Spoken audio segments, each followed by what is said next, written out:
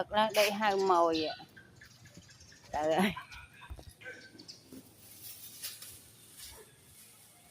Cái này là so xi này. Đó. Cái này. Cho này. Này.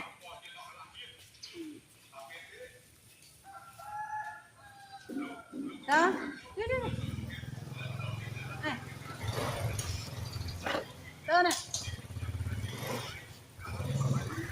Nó lại cái gì?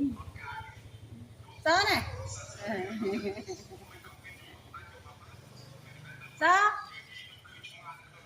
Đó này.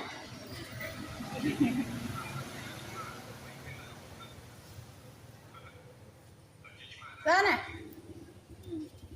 Đó hai đó đây. Phun lên đây sao ai chứ? Dạ nè.